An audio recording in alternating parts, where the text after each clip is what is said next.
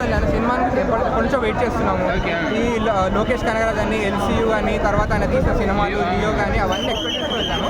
కానీ ఈ సినిమా మాత్రం లియోకి కొంచెం ఎక్కువ, విక్రమ్కి చాలా తక్కువ అని చెప్పొచ్చు. ఆ ఇన్ బిట్వీన్ ఉండొచ్చు.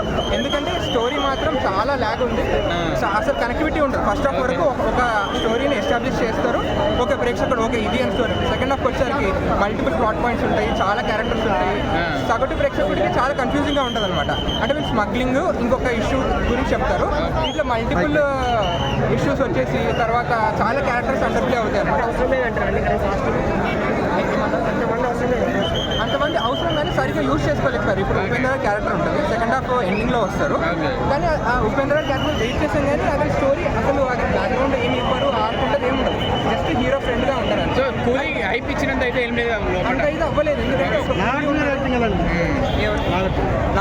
నాగార్జున గారి స్టైలింగ్ కానీ యాక్టింగ్ కానీ చాలా బాగుంది. కానీ సెకండ్ హాఫ్ ఎండింగ్ వచ్చేసరికి ఆయన రోల్ ఆయన మెయిన్ విలన్ అనుకుంటారు. కానీ ఆయన చాలా స్కోప్, చాలా స్క్రీన్ లెంత్ ఇచ్చారు. దానివల్ల నాగార్జున గారి క్యారెక్టర్ చాలా తగ్గిపోయింది. అనిరుద్ధ్ మ్యూజిక్ అనిరుద్ధ్ మ్యూజిక్ చాలా బాగుంది. ఆబ్వియస్లీ తెలిసిందే, చాలా సాంగ్స్ చాలా హిట్ అయ్యాయి. కానీ మోనికా సాంగ్ కూడా అబ్రప్ట్గా వస్తుంది, బట్ ఎంజాయ్ చేయొచ్చు. ఈ పవర్ హౌస్ సాంగ్ కూడా లాస్ట్లో వస్తుంది, అది కొద్దిగానే ఉంటుంది, అబ్రప్ట్గా ఉంటుంది.